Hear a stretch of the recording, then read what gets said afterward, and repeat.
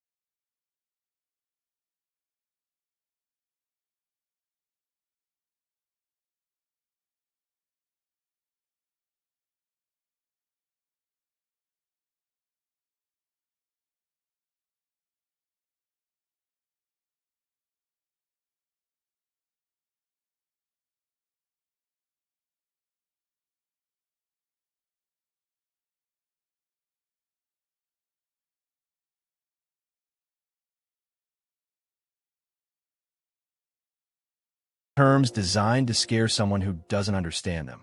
But Evelyn understood them perfectly.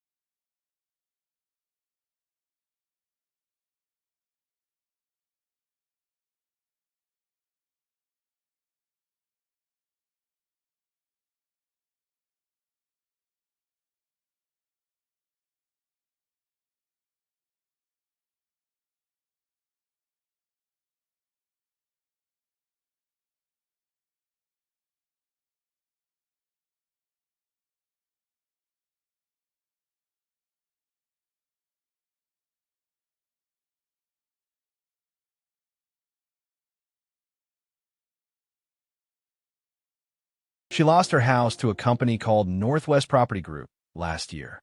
Same scam, same rushed paperwork, same fake urgency about tax liens. She looked at Derek with eyes that had seen 40 years of fraud, deception, and courtroom battles.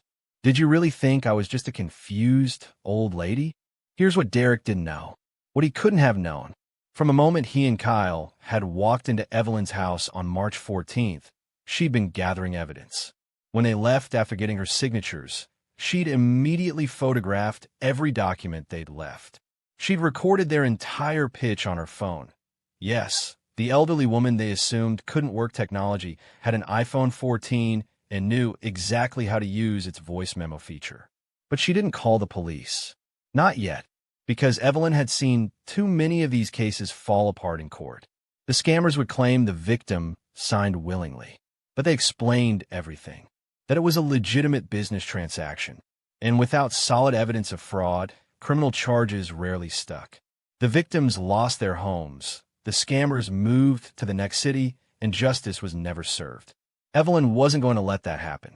So on March 15th, while Derek and Kyle were filing the fraudulent deed, Evelyn was on the phone with someone who had 30 years of experience investigating real estate fraud, Special Agent Jennifer Torres of the FBI's Portland field office. Mrs. Chun, Agent Torres said when they met that afternoon, "You do realize you've just let them steal your house?" "No," Evelyn corrected. "I've let them think they've stolen my house. There's a difference." And then she laid out her plan. A plan that would not only get her house back, but would dismantle the entire operation and put Derek, Kyle, and everyone involved behind bars. You see, Evelyn had done more than just research Oregon property law. She'd researched Derek Morrison and Kyle Jean, and what she found was gold. Derek Morrison wasn't even his real name. It was Derek Malloy. He had 2 prior convictions for fraud in California, one in 2015, one in 2019. Served minimal time, moved to Oregon, changed his name legally, and started the scam all over again. Kyle Jean was Kyle Thompson. No criminal record, but he'd been fired from 3 real estate brokerages for ethical violations. Forging documents, misleading clients. He was unlicensed and had been operating illegally for 2 years. Pacific Property Holdings, a shell company they'd created specifically for these scams. They'd done it 4 times in the past 8 months. Mrs. Rodriguez was their first victim, then an 89-year-old widower in Gresham, then a 77-year-old veteran in Milwaukee. Each time, they'd filed the fraudulent deed, sold the house quickly to a flipper, and disappeared with the money before the victims realized what happened. But here's what Evelyn discovered that changed everything. The flipper wasn't innocent. His name was Richard Stone, and he knew exactly what Derek and Kyle were doing. He was paying them $50,000 per house as a finder's fee, buying the properties at $100,000 to $150,000 under market value, then reselling them for full price. He'd made over $400,000 in profit from stolen homes. It was a criminal conspiracy, and Evelyn was going to prove it. Working with Agent Torres and a prosecutor from the district attorney's office, Evelyn became a cooperating witness. But not just a witness, an active participant in a sting operation. When Derek showed up on March 20th and saw her with all those documents, that was the beginning. Evelyn recorded that entire conversation. Derek tried to intimidate her, tried to convince her she'd signed legitimate documents. And when she wouldn't back down, he made a threat. "Mrs. Chun, I don't think you understand how this works. The deed is filed. The house is ours. If you try to fight this, you'll lose everything. Legal fees alone will bankrupt you. Just take the $10,000 we're offering for moving expenses and walk away." There it was, on recording. A threat, an admission that they knew she was being forced out. Perfect evidence of fraud and coercion. "I'll think about it," Evelyn said. Derek left thinking he'd scared her into compliance. What he didn't know was that FBI agents were photographing his car, tracking his movements, and building a case that would bury him. Over the next week, Evelyn did something extraordinary. She let the scam play out, let them think they'd won. Richard Stone's offer on the house was accepted. The closing was scheduled for April 3rd. Derek and Kyle were planning to collect their $50,000 and disappear. But Evelyn wasn't idle during this time. Working with the FBI, she'd been instrumental in tracking down Derek and Kyle's other victims. Mrs. Rodriguez, the 89-year-old widower, Robert, the 77-year-old veteran, James. All of them had lost their homes. All of them had been told nothing could be done. Until Evelyn Chen called them and said 6 words that changed their lives. "I'm an attorney. We can fight." By April 1st, Evelyn had put together something unprecedented. A class-action civil case against Derek, Kyle, Richard Stone, and Pacific Property Holdings. For victims, for stolen homes, over $2 million in fraud, and an 82-year-old woman leading the charge. But the criminal case? That was even better. April 3rd, 2023. The closing for Evelyn's house. Richard Stone arrived at the title company at 10 a.m., ready to complete the purchase. Derek and Kyle were waiting in Derek's car outside, ready to collect their $50,000 and celebrate another successful scam. That's when the FBI arrested all 3 of them simultaneously. Derek saw the agents approaching and tried to run. Made it about 15 feet before he was on the ground in handcuffs. Kyle froze in the passenger seat, hands in the air, stammering that this was all a misunderstanding. Richard Stone, sitting in the title company office, looked up from the closing documents to find himself facing Special Agent Torres and 3 other agents. "Richard Stone, you're under arrest for wire fraud, conspiracy to commit fraud, elder financial abuse, and money laundering. You have the right to remain silent." And here's the best part. The moment they truly understood they'd been set up. Agent Torres walked Derek into the FBI field office, sat him down in an interrogation room, and opened a laptop. On the screen was Evelyn Chen, joining via video call from her home. Her home, the one Derek thought he'd stolen. "Hello, Derek," Evelyn said. "Or should I call you Derek Malloy? That is your real name, correct?" Derek's face went white, then red. Then he started yelling about entrapment, about illegal evidence, about elderly witnesses being unreliable. Evelyn waited for him to finish. Then she said something that made Agent Torres smile. "Derek, I've been a licensed attorney for 54 years. I was a member of the Oregon State Bar until my retirement in 2009. I taught real estate law at Lewis and Clark for 12 years. I've closed over 2,000 transactions and testified as an expert witness in 47 fraud cases. Did you really think I didn't know what a quitclaim deed was?" She let that sink in. "Here's what's going to happen. The quitclaim deed you filed is void. It was signed under false pretenses with fraudulent inducement, and as you'll see from the forensic analysis, I deliberately signed with my non-dominant hand to establish grounds for invalidation. The county recorder's office has already been notified. My house was never legally transferred." Derek slumped in his chair. "But here's the good news," Evelyn continued, her voice now sharp as glass. "You helped me document everything. Every lie, every forged document, every fraudulent claim you made. And because you targeted me and 3 other elderly homeowners, you're looking at federal charges under the Senior Safe Act of 2018. Enhanced penalties for financial crimes against people over 60. She leaned forward on the video call. "You stole from veterans, from widows, from people who'd worked their entire lives for those homes. You saw our age and thought we were easy targets. You were wrong. The criminal trial took 8 months.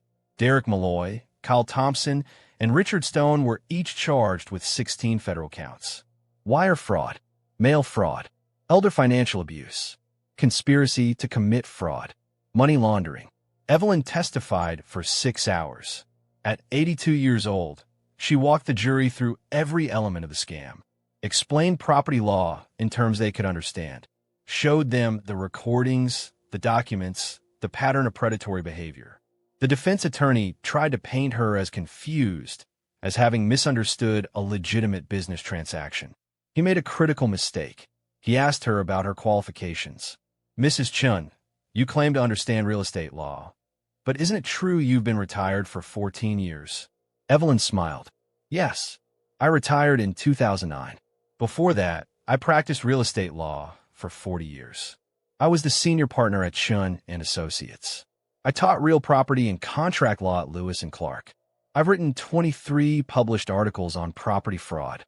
I've served as an expert witness in 47 cases. She paused. Would you like me to cite the specific Oregon statutes that your clients violated, or shall I start with the federal codes? The jury deliberated for 3 hours. Guilty on all counts. Derek Malloy, 12 years in federal prison. Kyle Thompson, 8 years. Richard Stone, 15 years, plus forfeiture of all assets obtained through fraud. But the criminal convictions were just the beginning. The civil case, the one Evelyn put together with the other victims, resulted in a $4.2 million judgment. Every penny of profit the scheme had generated, plus punitive damages, plus legal fees. Mrs. Rodriguez got her house back. So did Robert. So did James. Every victim was made whole. And because of Evelyn's testimony and the evidence she'd gathered, the Oregon State Legislature passed new protections for elderly homeowners in 2024. Mandatory waiting periods for property transfers. Required attorney consultation for anyone over 65 signing a quitclaim deed. Criminal penalties for targeting seniors with deed fraud. They called it the Chun Protection Act. Evelyn Chin's house. Still hers. Still paid off. Still home. She lives there today at 84 years old. Still sharp. Still independent. Still teaching occasional real estate law seminars at Lewis and Clark, recognizing and combating elder financial fraud. She's become a minor celebrity in the elder advocacy world. Gives interviews. Advises other victims. Works with the FBI on training agents to recognize these scams. When asked why she didn't just call the police immediately, why she let the scam play out, she gives the answer of someone who spent a lifetime in courtrooms. Because I wanted to make sure they never did this again. A quick arrest might have gotten them a few years. This way, they're in prison. Their operation is dismantled. For families have their homes back. And other seniors are protected. That's not revenge. That's justice. But let's be honest. When Derek Malloy walked into that interrogation room expecting to face a confused elderly victim, and instead found an attorney who'd spent 54 years mastering the exact law he'd tried to exploit, when he realized that every word he'd said, every document he'd forged, every threat he'd made had been recorded, documented, and weaponized against him. That was pretty epic revenge, too. Evelyn Chun saw 2 men in expensive suits and knew exactly what they were. She just let them think she didn't.